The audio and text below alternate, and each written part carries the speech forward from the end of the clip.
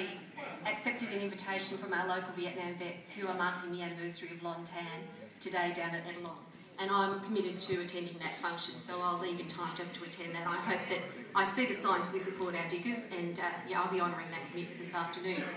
But I'll stay as long as I can, and I'll certainly leave the Q&A to Craig Thompson, and I believe Jill Hall's on her way as well. Just hand out little red books to us all.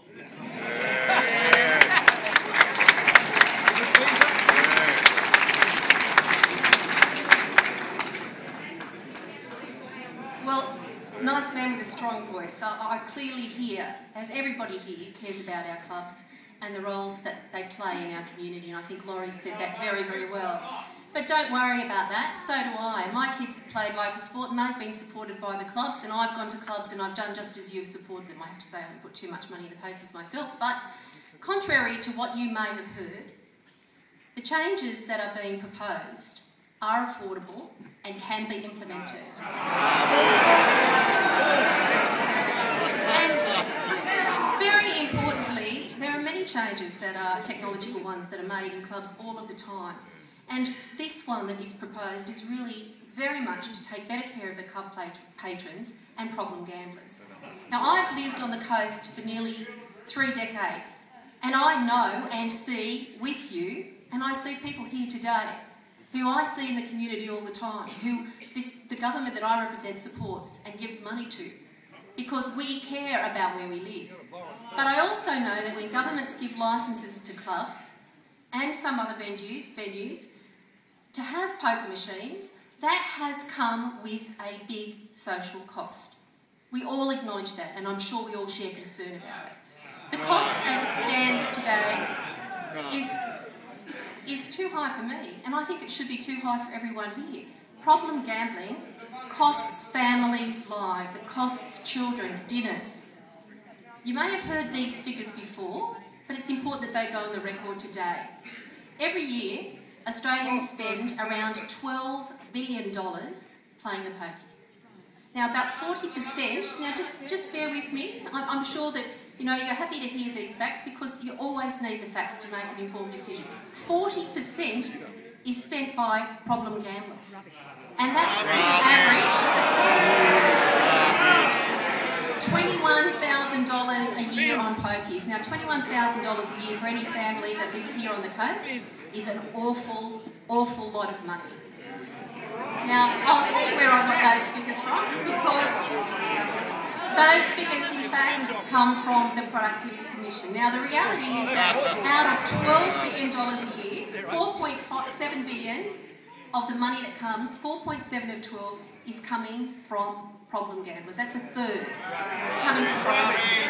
$21,000, a third of the average salary, money that isn't being spent on basic things. Spent on food, paying bills, or paying the family mortgage. Now let's be very... Time's up! Time's up! I understand that you've listened to the others and so on, so I think it's a healthy democracy and a message of all voice. Problem gambling ruins lives. It wrecks families, and I know that you agree with me that it hurts communities, and that's why we're taking action. Now, the Productivity Commission is the place where we had an extensive inquiry, and you need to take that into account in any of the discussions. This is a sector, the club sector does great work, but it is an industry that comes in contact with problem gamblers every day. Now, the recommendations of the Productivity Commission, it was the Productivity Commission itself that had gone and done a lot of research around the country, that a mandatory pre-commitment scheme would be, on their argument, nothing to do with Andrew Wilkie or anybody else who's been named, the best way to deal with problem gambling. And that's why we will be governing here. The truth is, ladies and gentlemen, that governments and the club industry haven't done enough to date to protect people from problem gambling.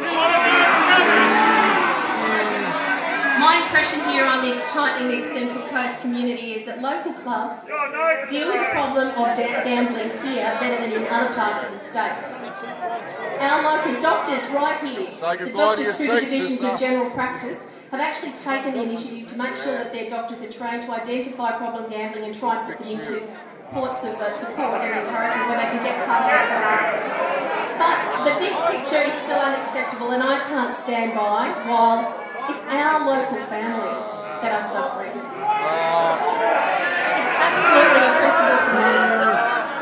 Now, I have to say that when you get into politics, one of the real downsides of what I think is a fantastic job, and I'm very proud to present us, is that people ascribe all sorts of motives to everything that you do. And some people suggest that the only reason, and I'm sure you'll hear more of this today, that the only reason this is happening is it's political, but you couldn't be more wrong.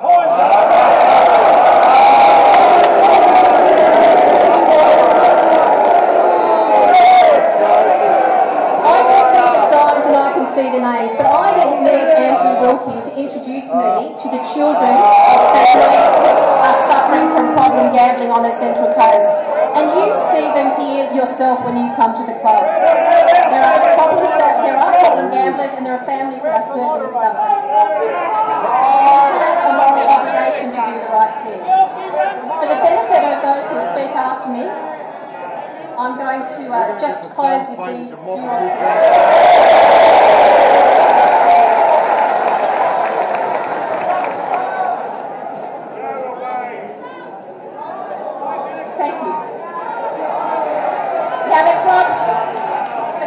On the coast were built to help and improve the health and well-being of our local community. They are a vital part. They have a vital role to play in continuing to do that work into the future.